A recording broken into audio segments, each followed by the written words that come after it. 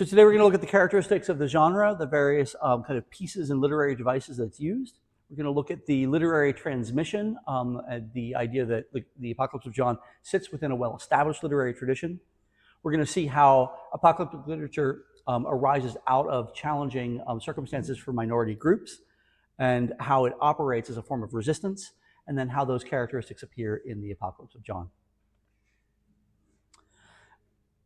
Apocalyptic literature is characterized by an awful lot of use of sort of weird imagery, the strange beasts and things like that, which create a worldview of metaphor. You can see the elements of the narrative appearing in the apocalypse, the idea of being taken up into heaven and being given the revelation from the place of heaven, the use of angelic intermediaries to explain what's happening in the unusual imagery, use of stories and parables. We'll get into that much more deeply. And then lastly, the use of historic pseudonyms. So Revelation does not show up out of nowhere at all. As I said before, it comes out of a very long line of literary tradition. So within the Bible itself, you can look as early as the 8th century BCE, so around 757, maybe even a little bit earlier, in Isaiah chapter 6. Ezekiel, I'm actually going to have examples of these. The book of Ezekiel, a few centuries later, mid-6th century, also contains the same kind of unusual imagery. I think Ezekiel is probably the earliest text that might meet all of the kind of key definitions for what is apocalyptic literature, but the imagery is already present in Isaiah. Now, the key moment that we're really going to focus on today is actually the mid-2nd century BCE, and the two texts that we're going to look at closely are excerpts from the book of Daniel, and then more from our mystery friend, First Enoch. But there is also elements of apocalyptic imagery and apocalyptic structure in the Gospels themselves. We don't really think about it that much because we don't really connect that closely to this type of literature. But there are examples that we'll look at in Mark chapter 8, chapter 13, and some more in Matthew. So to start out with, here in Isaiah chapter 6, so I want to just say on the outset, there's the front end of today's session is very text heavy, and then we'll back off of it as we go along. So chapter 6, in the year that King Uzziah died, so he locates it very specifically in time and place. He says, I saw the Lord sitting on a throne, high and lofty, and the hem of his robe filled the temple. So again, we immediately see there's this sense of being, he doesn't say he's taken up into heaven, but there's this sense of some sort of unveiling that's happening, and he sees the divine throne room. Now, he sees these angelic figures. Seraphs were in attendance above him. Each had 6 wings, and with 2 they covered their faces, and with 2 they covered their feet, and with 2 they flew. And they called to one another and said, this should sound fairly familiar to most of us, holy, holy, holy is the Lord of hosts. The whole earth is full of his glory.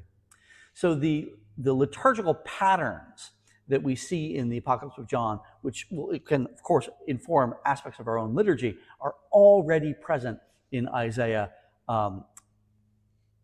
actually close to 850 years before the writing of the Apocalypse of John. 850 years. And then at the end, you see, then I heard the voice of the Lord saying, whom shall I send, and who will go for us? And I said, here am I, send me. And he said, go and say to this people. And then he goes on with this prophecy. So we have this linkage of the revelation and the commissioning of the prophet. So you can kind of see this is the antecedents of what we're going to see in John. Now here in Ezekiel chapter 1, this is the mid-6th century. So the setting is in Babylon. It's probably in the neighborhood of 30 years after the kind of final conquest of Jerusalem. So Ezekiel is he appears to be a scribe. He's educated. I think if I remember correctly, scholars think he was probably about 25 when Jerusalem was sacked and the upper echelon of Israel was taken to Babylon. So he was kind of brought probably to do bureaucratic work, and they worked in the Babylonian courts. So while he's there, he has this vision. In the 30th year, in the 4th month, on the 5th day of the month, I was among the exiles by the river Chebar. The heavens were opened. So again, we have this trope of this device, heavens being open. And I saw visions of God. And he goes on to sort of say more about it. And here's what he says. As I looked, a stormy wind came out of the north, a great cloud, remember that one, with brightness around it, and fire flashing forth continually. And in the middle of the fire was something like gleaming amber. So now we have the use of gemstones as a kind of imagery. In the middle was something like 4 living creatures. Now remember, last time I think I mentioned that this kind of literature operates as this sort of extended kind of metaphoric worldview. So when the writer slips away from metaphor into simile, it's actually something to pay attention to. It means that they're intentionally creating a literary veil between the hearer and what is actually being seen. So it's actually not, he doesn't say, I saw 4 living creatures, said something like 4 living creatures. So you can't quite figure out exactly what it is. That's too loud? Oh. It can be louder. I can't hear it. There we are. This was their appearance. They were of human form. Each had 4 faces, and each of them had 4 wings. Their legs were straight, and the soles of their feet were like the sole of a calf's foot, and they sparkled like burnished bronze.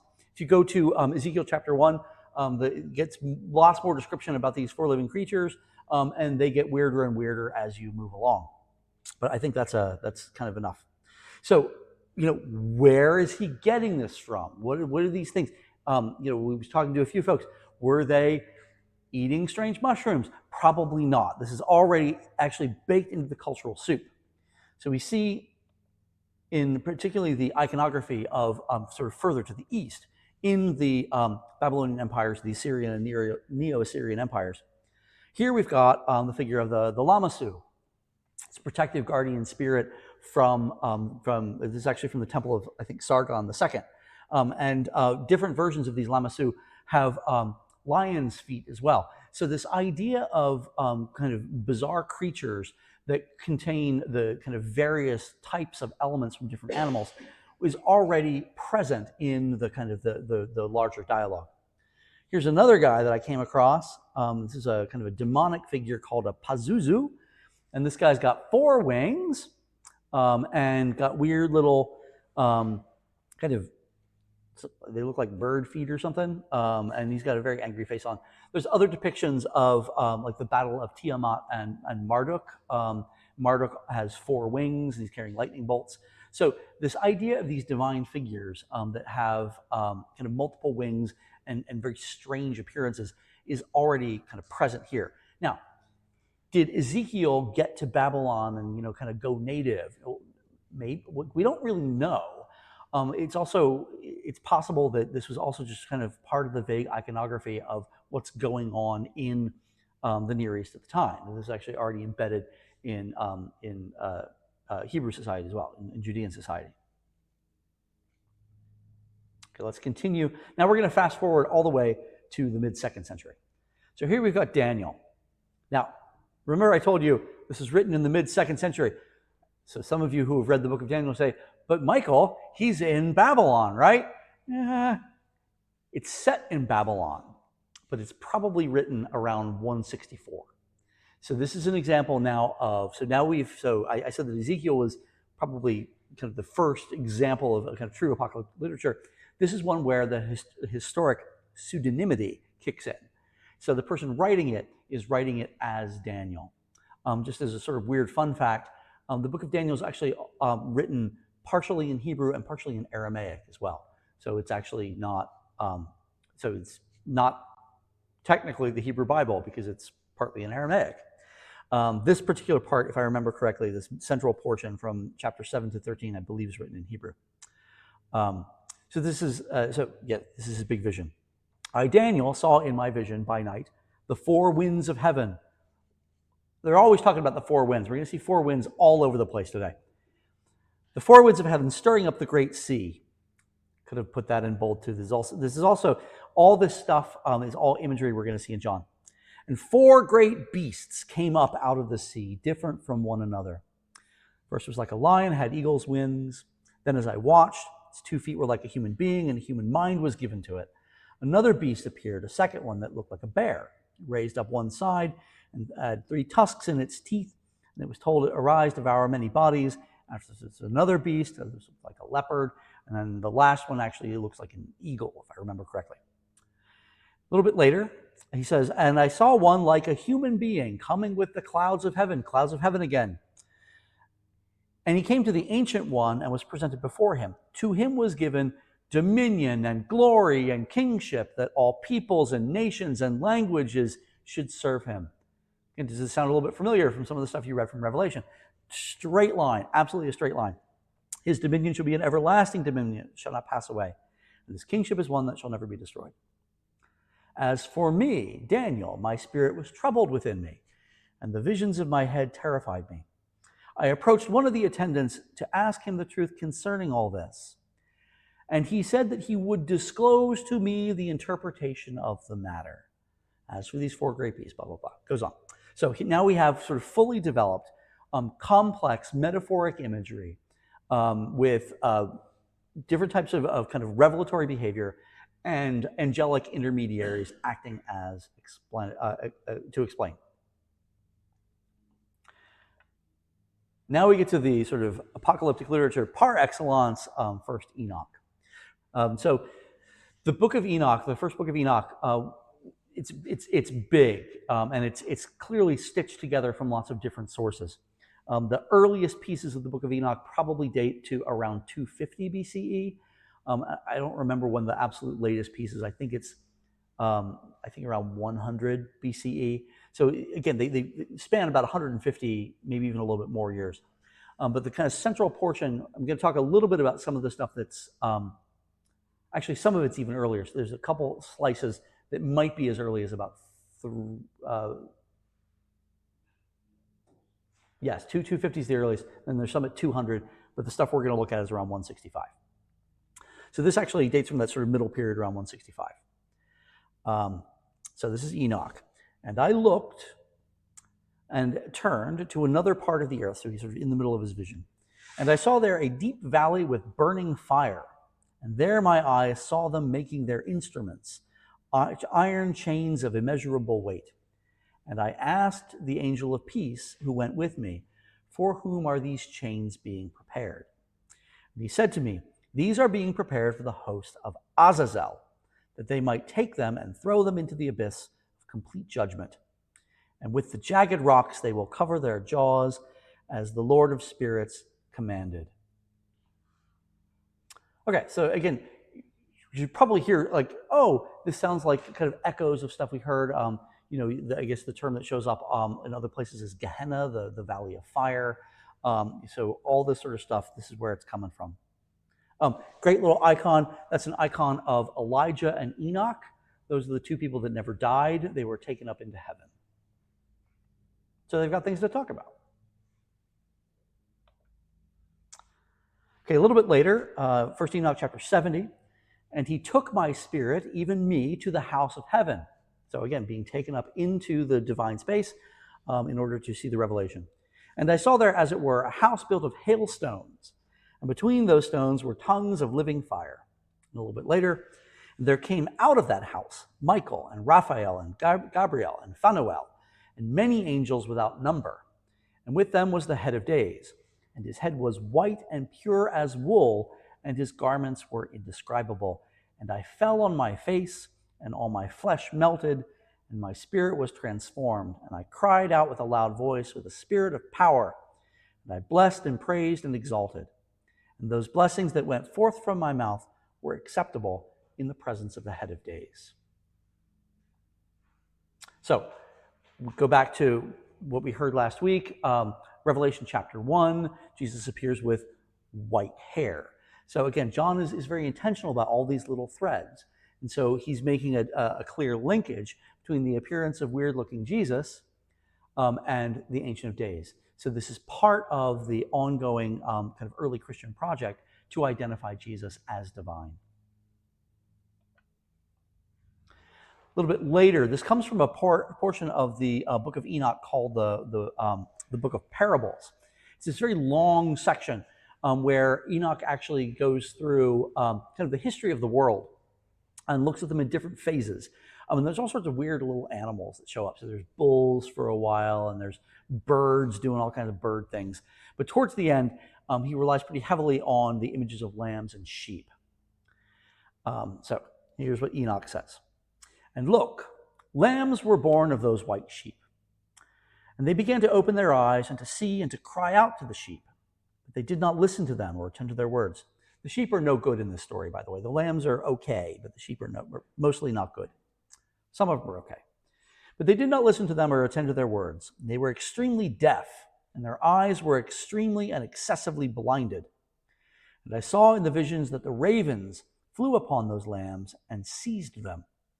And I saw until horns came out of the lambs, and the ravens were casting down their horns.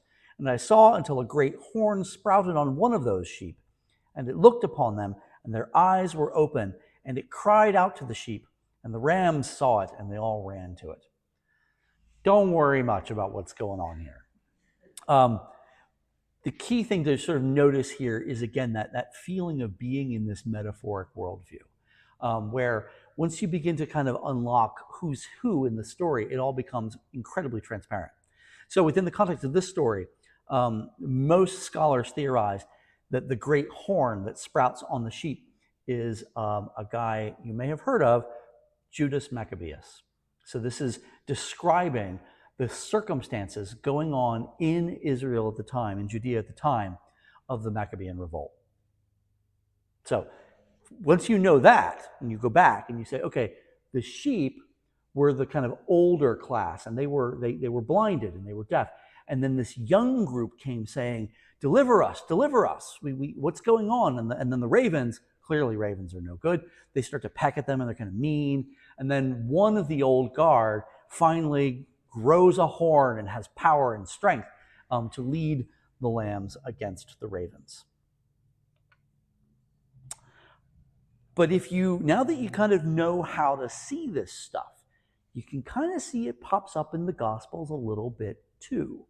Now, is this the Gospel writer? Is this Jesus? It's very hard to figure out kind of what the full historicity is.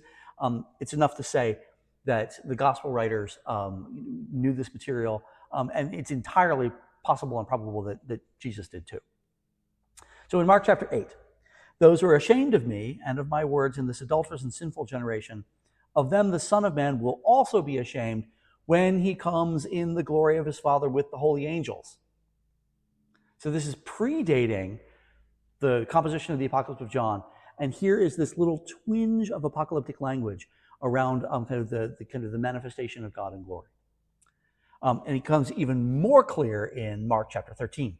But in those days, after that suffering, the sun will be darkened, the moon will not give its light, and the stars will be falling like from heaven, and the powers in the heavens will be shaken. Then they will see the Son of Man coming in clouds. It's a direct quote from Daniel. With great power and glory and dominion and splendor. You can kind of hear that little echo. Then he will send out the angels and gather in the elect from the four winds. Four winds are coming back again. And from the ends of the earth to the ends of heaven. So another thing that you, again, kind of we'll deal with a lot more of this next week when we really unpack the specific metaphoric language that's used in this literature. But stars are often also angels. And the idea that, and there's actually a whole book in the book of Enoch, a whole section of the book of Enoch, it's called the Book of Luminaries, that talks about the way that the stars and the sun and the moon operate. And there's also stuff about the calendar as well. So it's pretty weird. But again, so if we are going to sort of export this back, again, this is as early as no later than 65, 68 BC, CE, I should say, and quite possibly relying on very authentic traditions, oral traditions of what Jesus said. It kind of sounds like whoever's talking here is actually familiar with the Book of Luminaries. And then in Matthew chapter 13, then Jesus left the crowds and went into the house, and his disciples approached him, saying, "Explain to us the parable of the weeds of the field." He answered, "The one who sows the good seed is the Son of Man, the field is the world, and the good seed are the children of the kingdom. The weeds are the children of the evil one, and the enemy who sowed them is the devil. The harvest is the end of the age, and the reapers are angels. Just as the weeds are collected and burned up with fire, so it will be at the end of the age. The The Son of Man will send his angels, and they will collect out of his kingdom all causes of sin and evildoers. They will throw them into the furnace of fire, where there will be weeping and gnashing of teeth. Then the righteous will shine like the sun in the kingdom of their Father. I mean, it's all over in here. So you've got, I put a few of these in bold, but the sun's showing up again. I mean, yeah, shines like the sun, sure, but it's a lot more suspicious when you got the book of luminaries hiding in the background. The other thing is, if you take a big step back, what is the parable of the sower? It's a parable using the natural world to describe what's happening now. The entire structure is identical to the structures of apocalyptic literature, with Jesus playing the role of the angelic intermediary, so in this case, a divine intermediary. So we can actually see it's the same thing. Matthew 25. When the Son of Man comes in his glory and all the angels with him, and he will sit on this throne of glory, all nations will be gathered before him, and he will separate people one from another as a shepherd separates the sheep from the goats. And he will put the sheep at his right hand and the goats at his left. We got sheep, we got goats, just like Enoch 90. Here's a cool little picture of the sheep and the goats. All right, so I want to come back to those characteristics of apocalyptic literature to kind of tie this back up. So we've got the weird imagery, the creation of a worldview of metaphor that really kind of frames everything. These narrative elements, these literary constructions being taken up into heaven, the use of angelic or divine intermediaries, and the use of stories and parables, often drawn from the natural world to reflect current or historical circumstances. And then in this case, the use of historic pseudonyms. So before we go any further, any questions at this point? So Joe's got the microphone. Hi, I have a question about the historic pseudonyms. Can you give us an example? Oh, sure. Okay, so Enoch, I should know this. He's like, he's Noah's grandfather, and he's Methuselah's dad. So did Enoch write the first book of Enoch? No, absolutely not. Enoch clearly belongs to a very, very early strata of kind of religious practice and storytelling in the Old Testament. I want to say Enoch is Adam's great grandson. I think it's somewhere in that neighborhood. Similarly, and I'm glad that you brought this up because it's actually really important. So whoever wrote First Enoch chose to make the revelations come to Enoch. And what this does in terms of establishing a kind of authority, it's, first of all, Enoch is the great prophet who was holy and walked with God. And the assumption was that he didn't die, he was actually just taken directly up into heaven. And that tradition long predates the book of Enoch. So there's this weird figure of Enoch that they kind of choose to attach. And by doing that, they're able to catapult to a place of profound authority.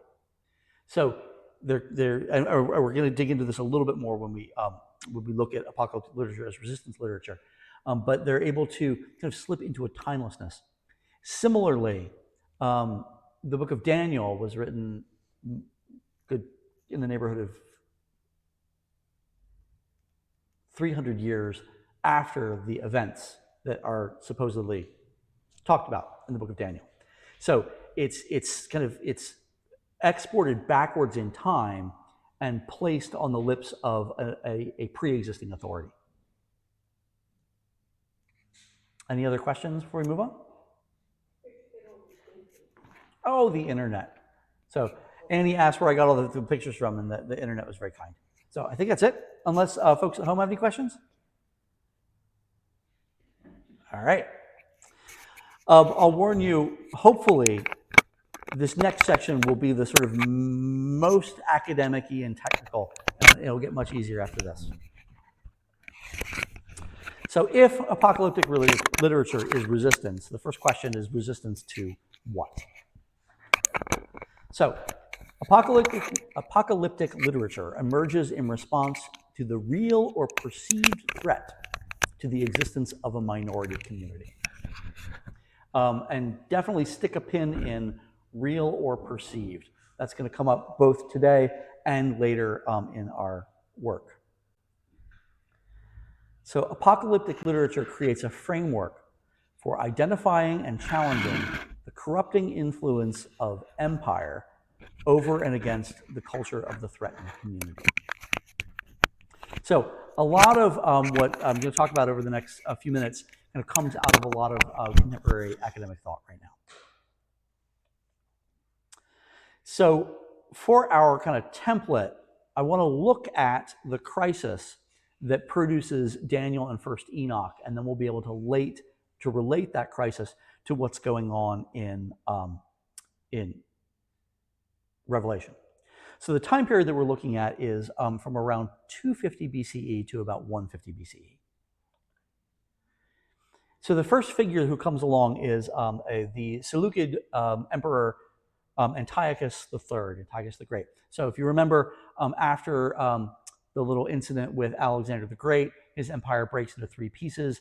One piece is up in Greece, one piece is over in Egypt under the Ptolemies, and the middle bit goes to one of his generals, a guy named Seleucus. So cascade down a little while, we've got Antiochus III. So Antiochus III fights a war against Egypt, against the Ptolemies, and ends up not conquering, but taking over the territory of Judea. Part of how he does this is the Judeans ally themselves with Antiochus, and they're given a certain set of privileges associated with that activity. So it's pretty much bog standard deal for antiquity. Their ancient and historic rites are approved, they can worship their god, but Antiochus actually goes a little bit further and gives them money to repair the temple and does some other stuff. They're buddies. Antiochus the Great runs into trouble with the emerging power in the region, and he guessed who that is. It's Rome. Rome beats the snot out of him, and he loses terribly. The treaty that settles it is called the Treaty of Apamea. Rome imposes a massive indemnity on Antiochus, and problems begin to emerge. So in 175 BCE, there's some dynastic stuff in the middle. Antiochus eventually is succeeded by his second son, who succeeds him, Antiochus IV, who's also called Epiphanes. You might know this word in English as epiphany. So it means either the illustrious or the one made manifest. So if you're looking at the one made manifest, well, what kind of manifest are we talking about? We're talking about a divine figure being made manifest. So he claims a title which is inherently offensive to the Judeans. Lots of internal politics inside of Judea and Jerusalem. At this point, there's an awful lot of Hellenization happening. A lot of this is actually recorded in Maccabees. Machinations ensue. The high priest, Jason, is deposed in favor of a guy named Menelaus. These folks are actually, at this point, just buying the high priestly office. Why are they doing this? Why is this noble religious office being polluted this way? Did I mention the massive indemnity to the Romans? So they're struggling. So they're squeezing their provinces in order to buy off the Romans.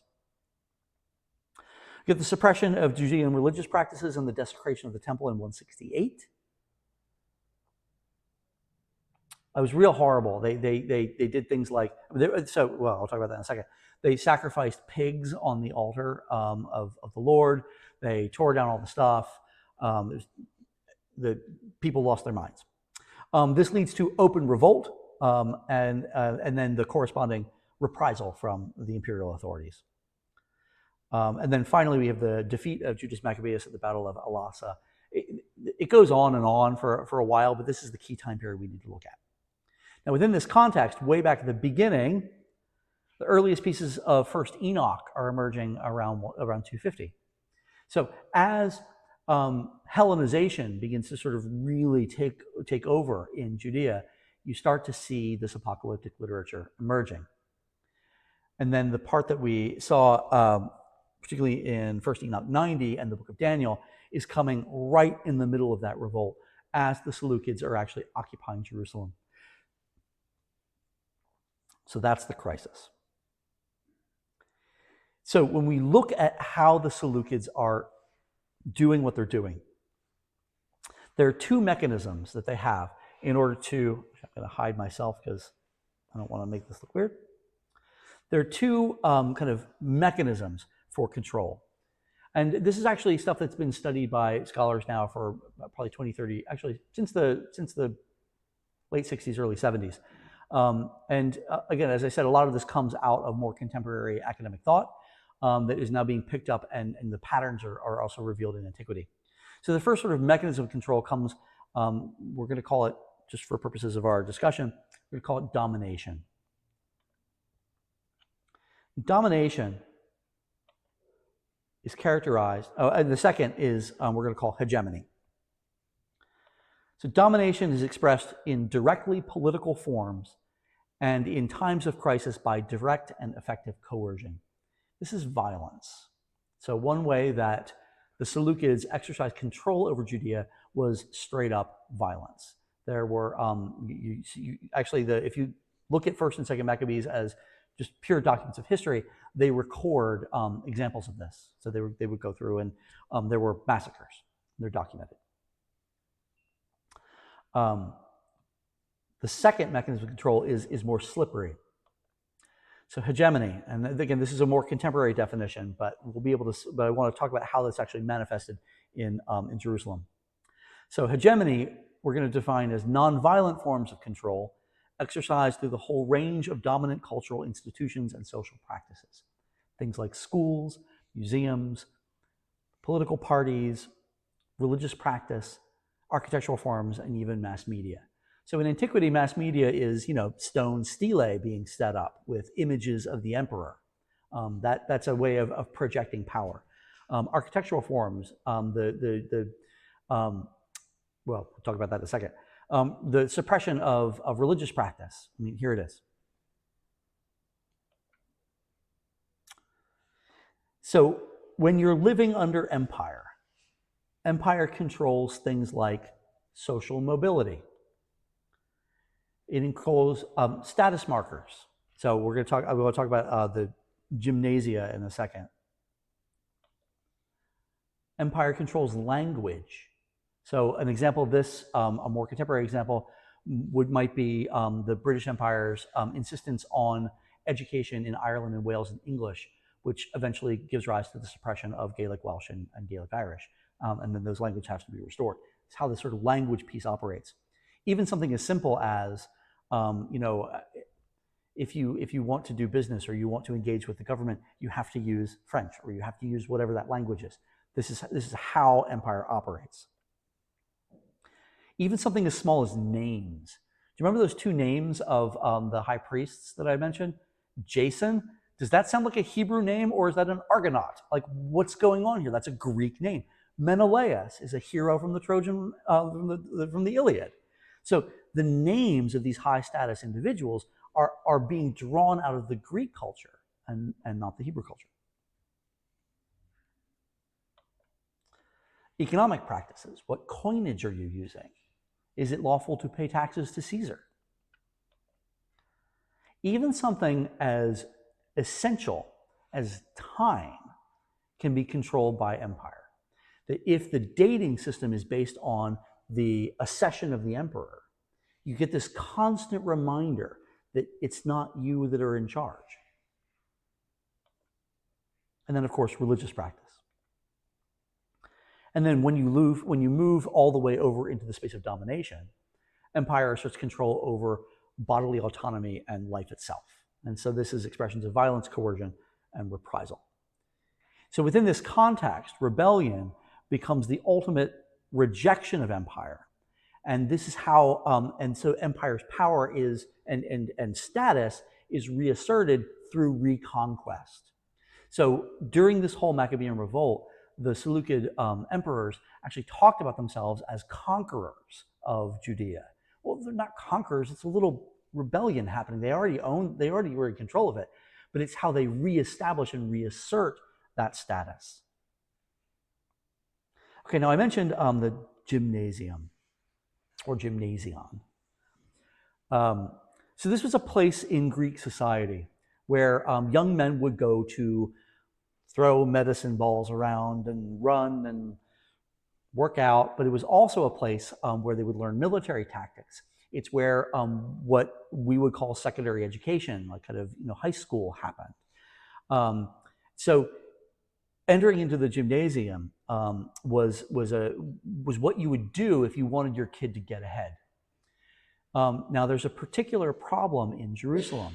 If I remember correctly, Jason's actually the one who ends up trying to build the gymnasium, which is ironic because he's the one who gets deposed in favor of the other next one. So none of them are great here. But I mean, this is clearly a more modern illustration of a gymnasium. And you can see they're not wearing a lot of clothes. So the men in the gymnasium would do their athletics naked. And so then, of course, the marks of circumcision would be obvious. And so now this, the potential kind of scandal of circumcision is overlaid with social mobility and access to power. And so the gymnasium, which when we first introduced it, is an overgrown gym with a library attached and a couple of tutors, is now potentially a mechanism for the rejection of the entire covenant. That's why they lose their minds in Maccabees. So then we look at methods of resistance. So if you're looking at the response to domination is rebellion. So that's violence meeting violence. But what do you do with hegemony? It's a little bit less clear how you resist cultural trends that you simply inhabit. So it has to be a cultural resistance.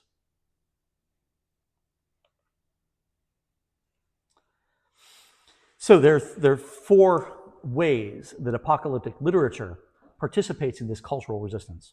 The first has to do with this historic pseudonymity.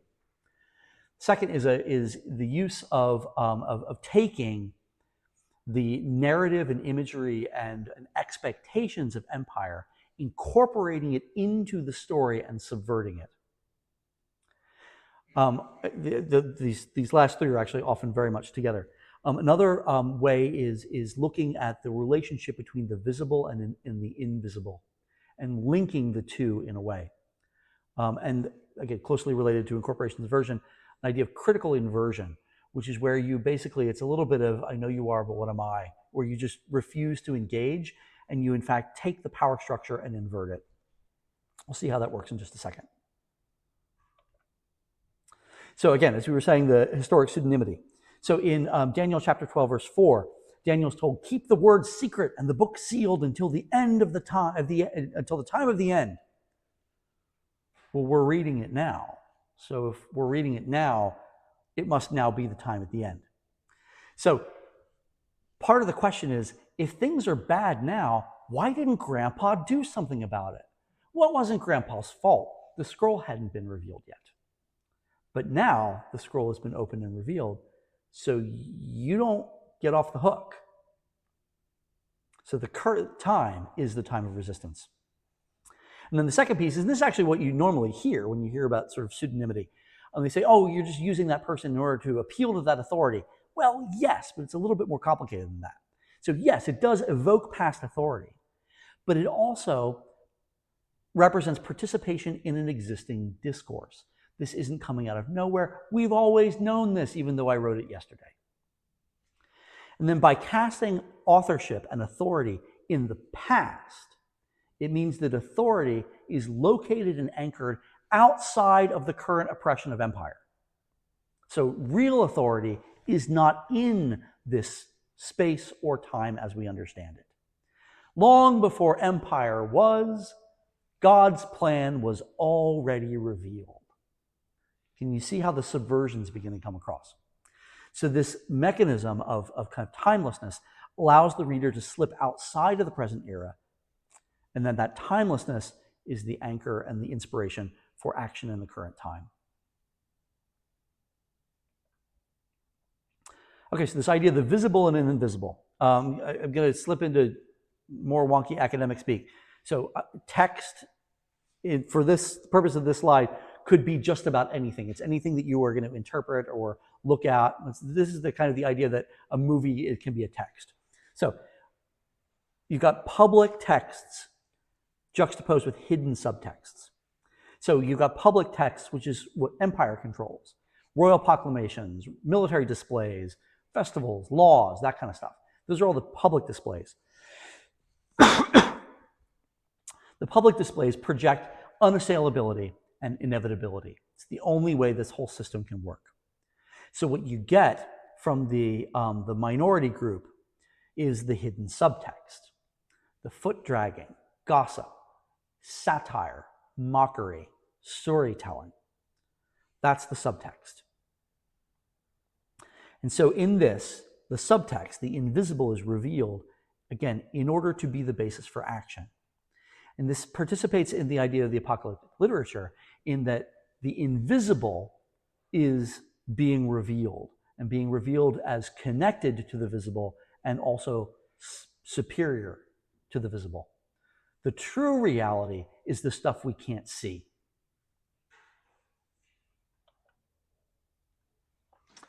Okay, incorporation and subversion. So you can't, if you're the minority group operating in this kind of system, you cannot withdraw. That's not an option, because you got to get up, you got to live, you got to farm or do whatever you got to do. So this hegemony is pervasive. So then resistance actually has to show the kind of ultimate futility. You have to say, in the face of this overwhelming onslaught, and yet it will go away. And this is where the sort of the kind of the critical inversion begins to come in. You get the sense that the underlying kind of narrative structure is, we're told that this is the story of power, that we have to go to the gymnasium if we want to get ahead, if we have to use the Antiochus' coins if we want to get ahead. But the real story of power is this. So it's just sort of the naked assertion of an alternate reality. And it's taking the stories of empire and subverting them. So this is actually from one of the older strata of First Enoch. This is the beginning of Enoch. It's a section of the book of Enoch called the Book of Watchers. For those of you keeping score at home, this is that hymn, Ye Watchers and Ye Holy Ones. What's a watcher? It's another word for an angel, actually. So the Book of the Watchers talks about the fall of the angels. Boy, it's a bonkers story. I'm not going to get there. But here in Enoch chapter 8, Azael, one of the bad angels, taught men to make swords of iron and weapons with shields and every instrument of war.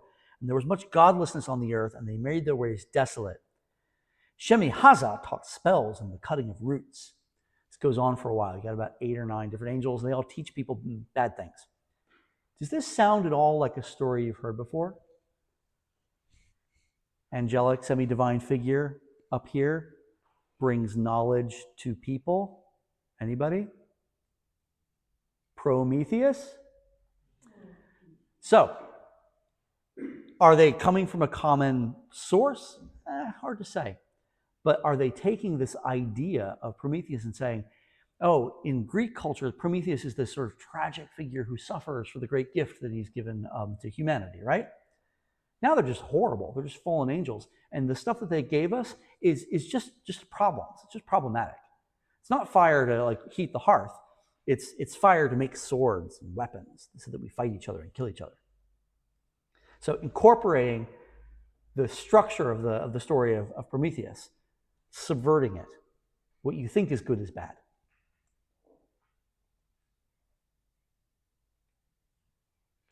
So this leads into this tool we're going to call critical inversion. This is just about really, again, it's the kind of naked assertion that up is down. You know, you think that you're the insider, but you're actually the outsider. You think you're civilized, but you're actually uncivilized. This is true for kind of Greeks and Romans. They pride themselves on their moderation, but in fact, what you're really doing is gross excess. You think that you've got an ordered society, but in fact, your order is predicated on violence. Another way that the critical inversion appears in apocalyptic literature has to do with these fallen intermediaries. It particularly shows up in Enoch. So those in power, those fallen angels, they have failed. But God has chosen those without power Daniel, Enoch, humans, chose humans to speak. Compared to these watchers and these stars and these angels, they're nothing. Compared to emperors, they're nothing. And yet they're the ones with the true wisdom. And then, of course, for us, the cross is probably one of the greatest historic examples of critical inversion, that the method of shameful death is proved to be the method of salvation. Okay, that was a lot. Any questions? Oh, Caroline, let's get you the microphone. Just a second, Caroline. Let's get you the microphone. Do I squeeze it? Or? No. Okay, thank you. Yeah, I was just reading this last one about fallen intermediaries and thinking where it says those without power were chosen, and it just seems to echo much of the message of the New Testament. Oh, you think? You're absolutely right. This is touching on topics that I was reading and doing research are weirder and more advanced than what we're doing here. And again, it has to do with this whole, the literature describes it as an Enochic tradition of authority that sort of seems to exist alongside the Mosaic source of authority. So you've got what sort of will end up coming to us into rabbinic Judaism through the Tanakh.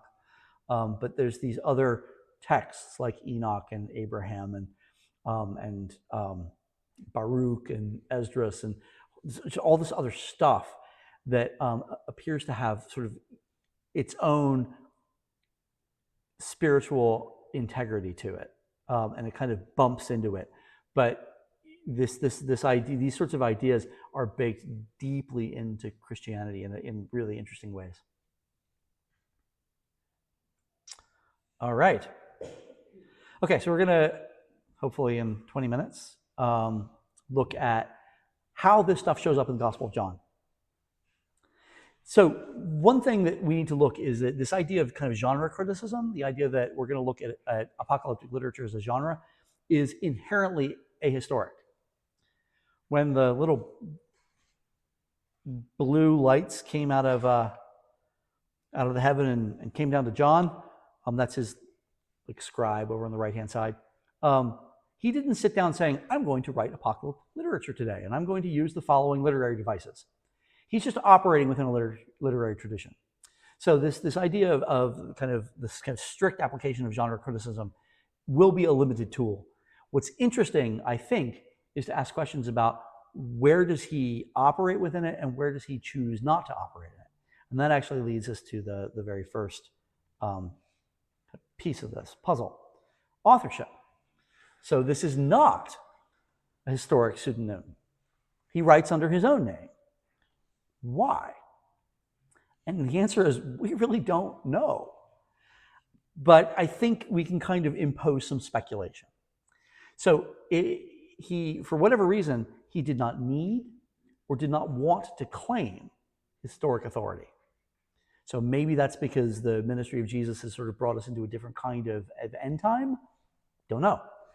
Maybe it's because of the framing device, because the only way to really get this particular piece out to those 7 churches was to do it in the form of a letter.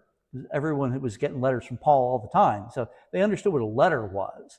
But once you start with a letter, I mean, what's he going to say?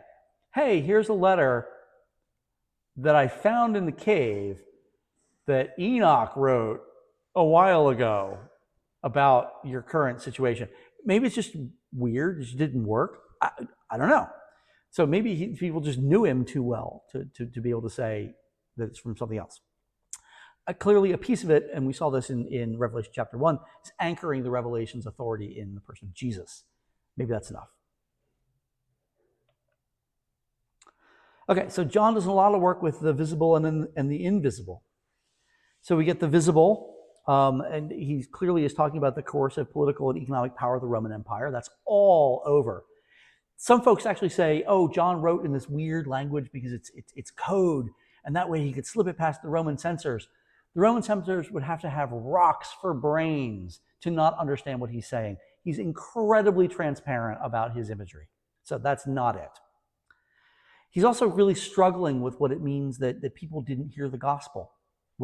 Why aren't people repenting? Can't they see what's going on? And then he's also struggling with the pressure to accommodate the church to the pressures of the Roman Empire. So juxtaposing those real issues in kind of his visible life are the invisible. So against the coercive power of empire, he places the victory of the lamb that was slain. Now, I think Eugenie can attest, lambs, not the most violent of creatures. Lambs are not violent creatures. So what's going on here? So you get militaristic lamb all over Revelation. That doesn't make any sense. Lambs are not violent. So there's this paradox coming in. And it not only was it a lamb, it was a lamb that was slain. It's a dead lamb that's now not dead anymore. How can that possibly overcome empire? So juxtaposed with the failure to hear the gospel is the rewards of patient endurance. That's a key message, really the central message of Revelation. And then accommodation is juxtaposed with the need for purity.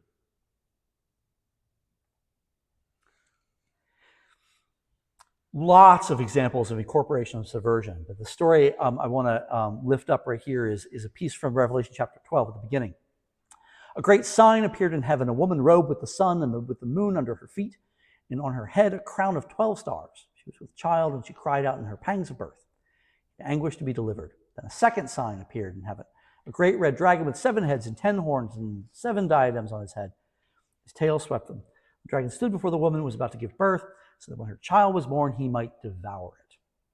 And we'll get into this next week when we really dig into the stuff that we don't necessarily know at the top of our heads living in 21st century America that would have been at the top of the heads of the people who were living there.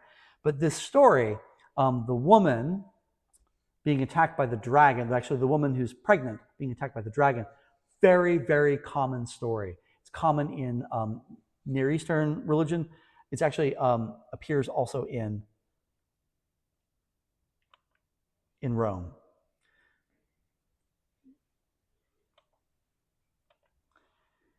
So the story of Leto, Apollo, Artemis, and Python. So Python, the serpent, chases after Leto. Leto runs away with her children. Later, Apollo gets so mad. Python is actually the god, monster, titan, whatever it is, who lived at Delphi. So later on, Apollo goes and kills Python and becomes the source of the oracular authority at Delphi. Apollo also had a particular attachment to the imperial cult in the Near East. So the Roman emperors often identified themselves with Apollo.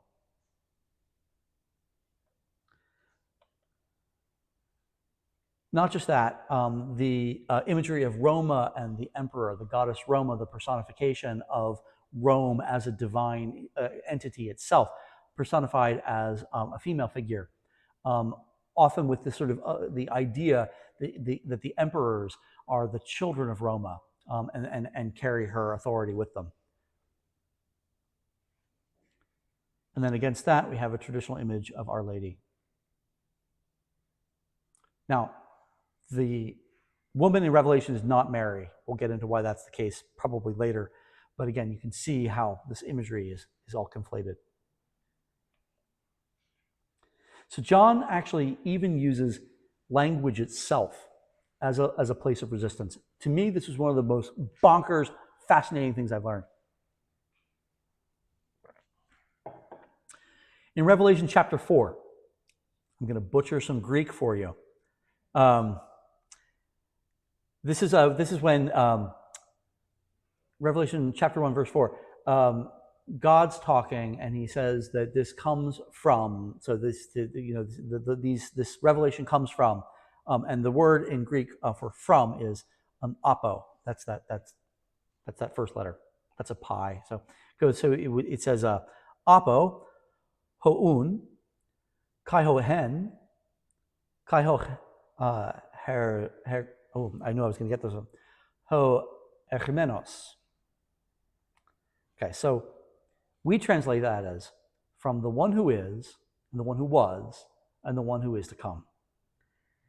But that's not exactly what it is. In fact, that word, that third word with the little, looks like a W, that's an omega. So that's on, or un. We don't have that word in English, unfortunately. That's actually a first-person nominative participle of the verb to be. So the closest we have would be like who, with the understanding that who is. But there's no is in it. It's just the who. So, but here's the problem. Apo, which means from, always takes the genitive case. Genitive, if you do Latin or you remember that, we describe it as like the possessive case, but it's a little bit more slippery than that. I'm looking over here at Mrs. Fawcett, so I'm going to be careful. But there's this, the genitive always has this sort of sense of separation. So, the possession, it's possessive because it comes out of what you possess. So, it's my book because it comes out of me. So in this case, we actually have this, this actually exists in English. It's very loosely marked, but we wouldn't say from she, we would say from her. So you get that sort of sense of that. So we do actually have the sense that prepositions have particular cases that they take. John chooses to put these in the nominative. So he's breaking the rules. And it's really hard to convey how much of a knife in the ear this would have sounded like to the original audience. Here's the best I came up with. They gives the book to she. She just can't say that. It's just words don't fit together. Now, this going back to this statement that John makes, from the one who is and who was and is to come. Now, the verb to be, I am, is the name of God. It's being. It's what was revealed in the burning bush to Moses.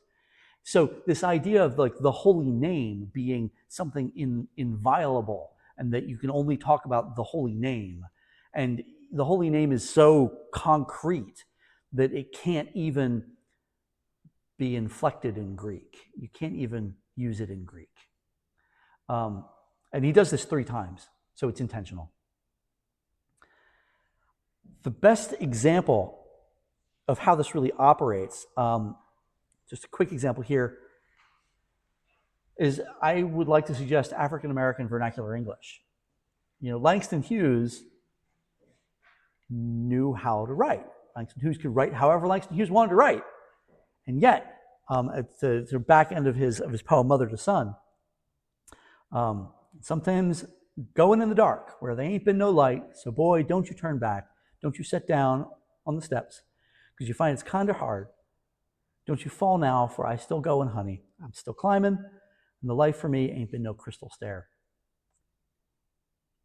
This is language being used to subvert, to assert the authority of the minority group, even at the linguistic level. I also find it amazing that he uses the term crystal stair. There are no crystal stairs in Revelation, but I can't help but thinking that it's partially informed. Critical inversion. I heard the voice in heaven proclaim, now is the salvation and power and sovereignty of our God and the authority of his Christ. For the accuser of our brothers and sisters is driven out, who has accused them night and day before our God. They have conquered him by the blood of the Lamb and by the testimony they bore. Blood of lamb and testimony can't conquer anybody. It's not how any of this works. And yet it does. Okay. But Michael, I was told there was widespread persecution. So the idea that there was widespread persecution accompanying the book of Revelation is kind of backwards. What happened was, as people began to understand apocalyptic literature as this kind of resistance literature, they said, oh, well, this must be evidence of a crisis, because here we have this book of Revelation. So scholars began to say, was there really a crisis? And the answer is no, but also a little bit yes. So there is no external evidence of widespread organized persecution of Christians around the time of the composition of Revelation. There is, however, a strong memory within the Christian community of the persecution under Nero. So the Christians were accused of being behind the Great Fire of Rome. Decent numbers of Christians were put to death. Most importantly, high-ranking Christians were put to death. So the officials of the Roman Church were actually put to death. Now, Rome is far away from the East, but it's very clear that the persecution from Nero had just a kind of earth-shattering impact. And it's only about 30 years later. So the Neronian persecutions are around 65. This is being written around 94, 95. It's actually very similar in time frame to that distance between the sack of Jerusalem and the revelation of Ezekiel. So the idea that there could be long-standing kind of cultural ripples is not too strange. I was in the shower the other day, sort of thinking about this. Could we imagine that, again, slightly different circumstances, but could we imagine that a community that was particularly rattled by 9/11 would still be thinking about it 5 years from now? Right, so it's still there. Okay, there were also real but sporadic persecutions.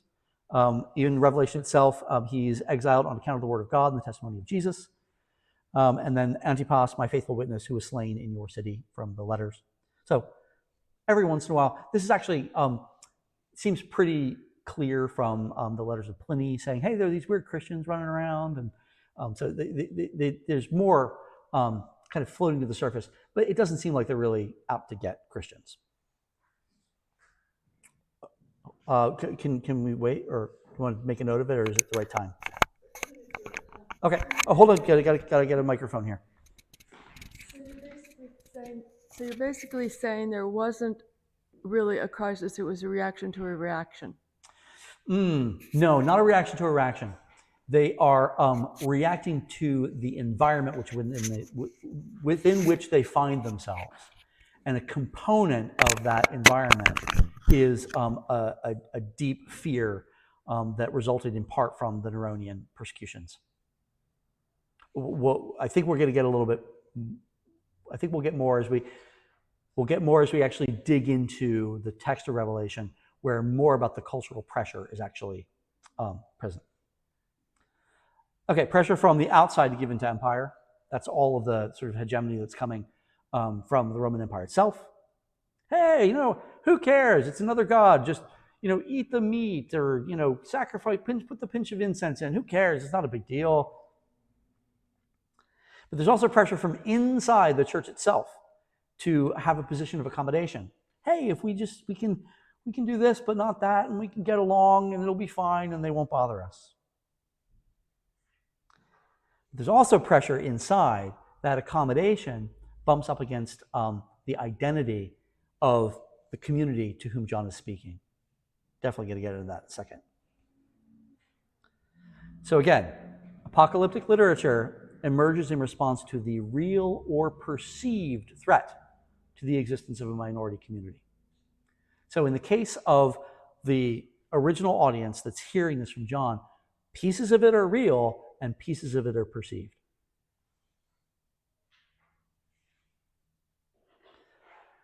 So we've got the church and we've got Lammy.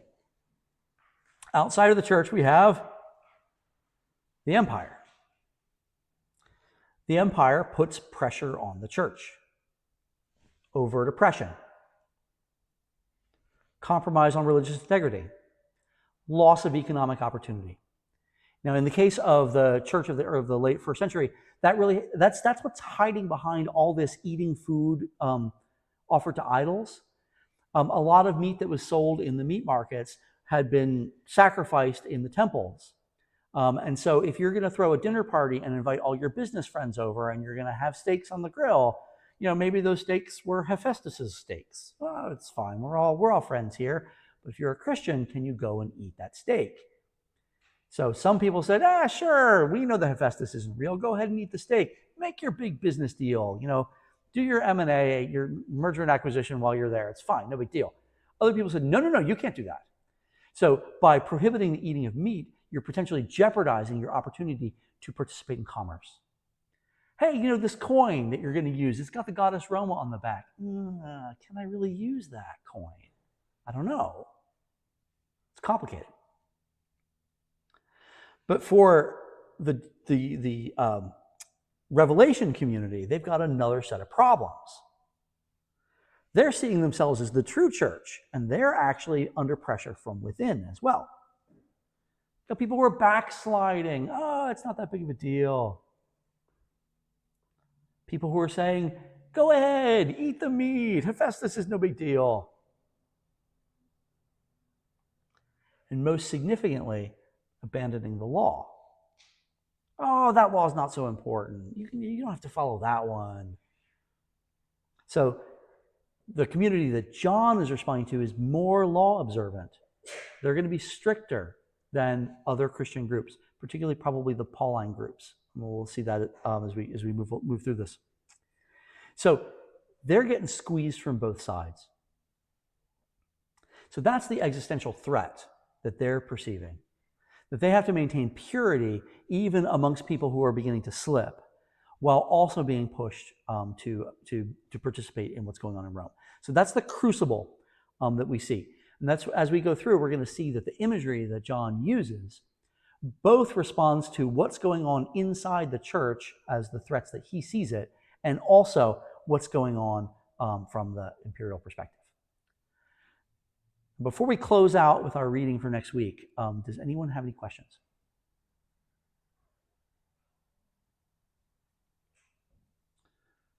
All right.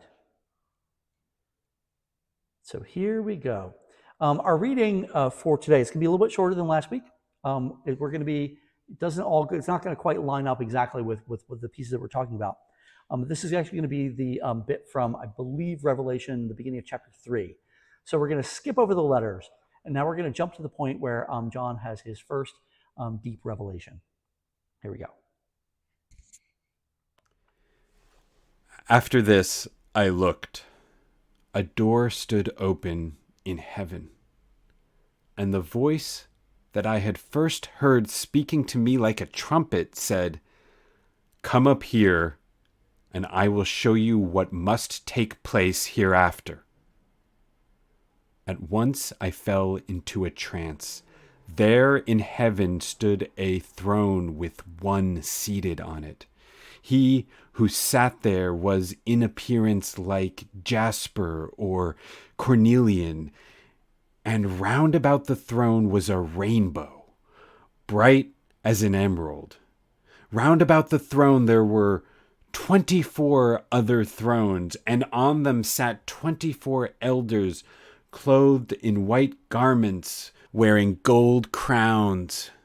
From the throne came flashes of lightning and peals of thunder, and burning before it were 7 lamps, the 7 spirits of God. And in front of the throne was what appeared to be a sea of glass, like crystal. In the center, around the throne itself, were 4 living creatures, with eyes all over, front and back. The first creature was like a lion, the second like an ox, the third had a human face, and the fourth was like an eagle in flight. Each of the 4 living creatures had 6 wings and eyes all over and inside them.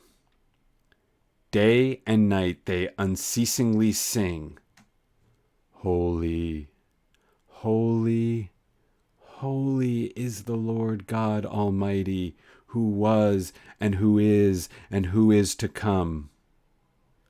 Whenever the 4 living creatures give glory and honor and thanks to the one who sits on the throne, who lives forever and ever, the 24 elders fall down before the one who sits on the throne and worship him who lives forever and ever, and cast their crowns before the throne, saying, "Worthy are you, our Lord and God, to receive glory and honor and power, for you created all things. By your will they were created and came into being."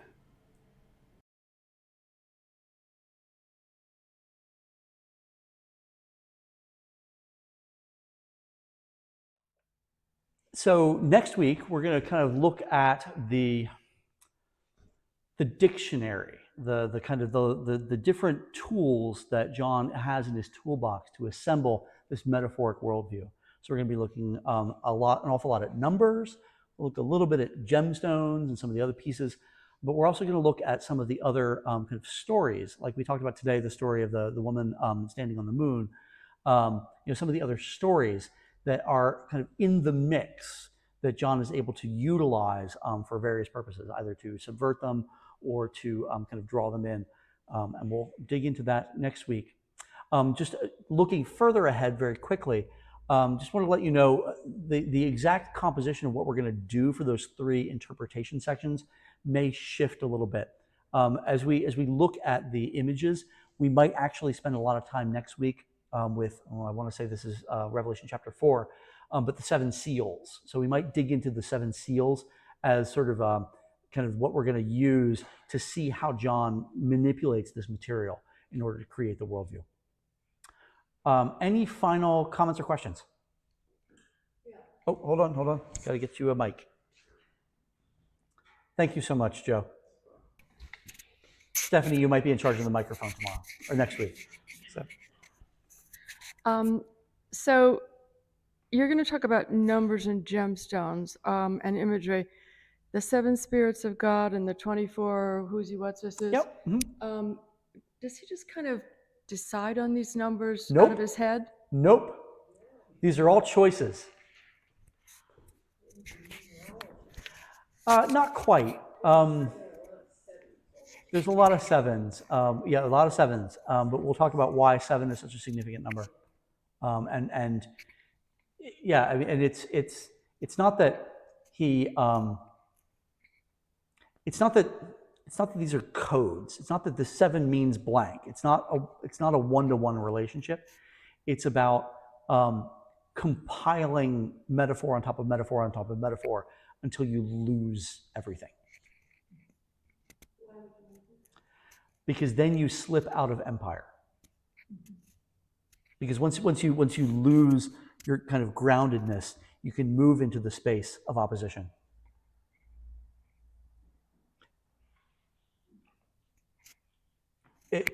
Hopefully we'll get there, Stephanie. Annie, yeah. Oh, yeah. Do you have to push something? No, you just hold it up. It's surprising how different this is from the New Testament, where all of a sudden they're just recording history. At least it seems pretty historical to me. Well, if you think of Matthew particularly, I mean, it's just a big old story. And there doesn't seem to be all of this imagery, which in some way corresponds to very ancient literature as the way they saw the world and the stories they told about the world from the Greeks. Not necessarily the Greeks in this part of the world, but it was a kind of a time when there was a lot of hyperbole and a lot of imagination. You just mentioned Prometheus. I mean, yeah, I think you're right that the the Gospels in particular have a sort of a cleaner kind of narrative structure. The Synoptics in particular, he starts out, he gets baptized, he does stuff, and then eventually he goes to Judea. It is quite linear in terms of what's going on, what Jesus does. But I do think that there are definitely pieces of this sort of more wacky tradition that are kind of hiding in the margins. Jesus talks an awful lot. I didn't include this slide, but way back in the book of Watchers, the thing that the Watchers do that's so naughty is they look upon the daughters of men and find them beautiful, and they come down, marry them, and have children. Well, then I forget the exact citation because I'm Episcopalian and I don't really know my Bible, but I think it's in Matthew where he says, they ask him, is it lawful to get divorced? And what happens in heaven and all that stuff. And he says, don't you understand that when we get to heaven, we'll be like the angels, Well, he's talking about Enoch, because some of the angels got into a lot of trouble. Now they're in the valley of the fire, but the rest of them, they're good. They don't get married. They don't marry up there. So even though they have this clean beginning, middle, and end, this tradition is lurking in the background, and it's one that I think, I mean, for lots of reasons, has been suppressed, but we don't know it. So I think it's fascinating. So George, you had a question? Well, I think I'm going to be the one who spoils the soup. Nah, you couldn't possibly, George. Oh, no, but I'm a person in the present, Mm-hmm. so I'm not terribly.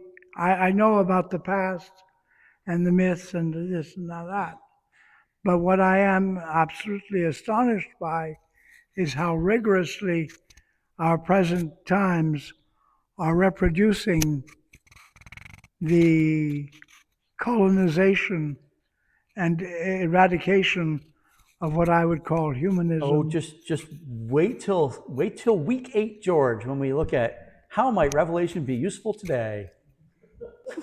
Well, I'm just giving a little forewarning. Absolutely. Thank you.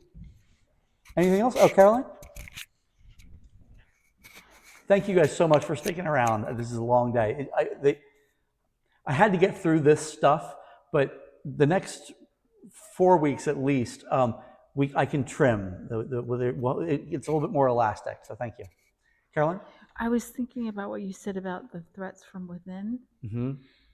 So it seems as if the church was much more diverse than we think that it was. Are you trying to say that there was no early church that was one church and they all did it the same way? Well, yeah. Yeah, absolutely. And of course, they all had different texts they were operating off of. And so, question of textual. So I'm not sure that's necessarily the case, actually. They are clearly talking to each other a lot. The letters are definitely moving around quite a bit. So certainly at 95, I mean, I think that they certainly would have known, he's resting on Mark, probably Hebrews as well, certainly the letters of Paul. But whether or not Matthew fully formed existed, he's clearly aware of that, like each of the key sort of strains of thought. But you're right, there's something going on in Rome. This is one of the greatest mysteries and ciphers. We know almost nothing about the early church in Rome, but the things that we know, you're going to laugh. They have a very high opinion of themselves. They believe that they are the center of authority for the entire church, and also other people look to them as the authority, but we don't really know how it got there. When Paul in Acts, when Paul records finally at the end of his life going to Rome, he goes to live with a bunch of Christians. How did they get there? We have no idea. So there's just, it's kind of a fascinating problem. We also know that, particularly from the writings of Clement and a little bit later, that even in fact, actually, no, you can see it. This is even more bonkers. When you look at Paul's letter to the Romans, which is the only letter that he wrote to a church that he did not found, on the one hand, he's very assertive. He's like, this is what I believe. But there's kind of a false bravado that you can almost read into it. He's trying really hard to prove himself. But the way that he structures his arguments, he's clearly the sort of progressive guy. So he's writing to a community that is already conservative. So before Paul even gets there, you have a conservative, kind of traditionally minded group of Christians in Rome. No idea how they got there. It's very, very, very strange. So you've got them. You've got the community that kind of gives rise to Mark, probably Antioch. Not quite sure where Matthew's written. John's written out in the desert somewhere with a bunch of weirdos kind of hanging out. Luke is being produced up around the space where John is active. John comes from Judea. He brings that probably elements of the Johannine, elements of the Matthean community with him. Finds fellow travelers in some of these churches. But we'll see this when we do the letters. It's clear that some of the communities in these 7 cities have within them factions, probably multiple factions. They're not going to hang it out. I mean, if a space alien dropped down into Trinity, they would say, great division between the 745 and the 1030. You can tell because look, they worship so differently. Like, so, are there differences? Sure. Maybe it's fine, maybe it's not. But could you imagine somebody saying, beware the evils of hymnody? I mean, sure, like you can sort of see one of these things sort of popping up. So you're right, there's a great deal of diversity. And the key difference really has to do with how much do you need to adhere to the Jewish law, the Judean law, in order to be Christian. And nobody's saying you have to go whole hog, but where along the spectrum do you have to go? Oh, Stephanie's got a response there. I'm having a little trouble with the time span. Okay. John's somewhere writing the letters to the churches that he knows because he was already there. Yes. And they're getting it way, way later than he's written it. And then he's going to visit them way later than they've received it. So there's no internal evidence in the text that he ever visits them. Oh. There's no external evidence that he visits them. So now we can actually go back to a little bit more of our sort of narrative criticism. All we know is that he writes this thing on Patmos. Obviously, it leaves Patmos because we get it.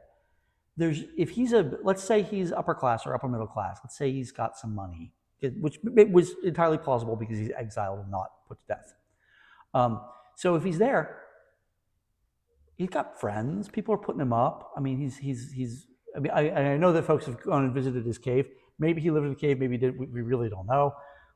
I would assume he has a house because houses are more comfortable than caves.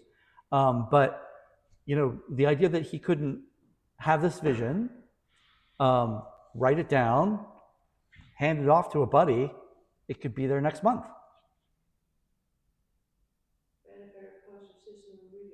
Yeah, I mean, it's a guy on a boat. I mean, there's absolutely no reason. We see tons of evidence of the Pauline letters. They're flying all over the place. Everybody's got them. Everybody's got Mark. When Matthew finally comes on board, everybody's got Matthew. They get these things very quickly. I mean, by very quickly, within a year. Yeah, the upside of empire is the seas are safe. There's no pirates. So, Annie? But it occurs to, thank you. It seems as if once the Christians got on board and, Christ was, all the imagery stopped and, it wasn't so exciting. But everywhere in the world we have monsters. I mean, every culture, from Asia to the American Indians to certainly the Greeks. But it seems as if the writing right now, the various things that you have read for us very well, by the way, they're all full of image. They're all Greek. And the influence on the Greek have spread over to our guys. Hold on. The early stuff. Yeah. So Isaiah is probably, he's influenced by all the kind of cultures around. So he's going to be influenced by Canaanite religion, influenced by Assyrian and Babylonian stuff to the east.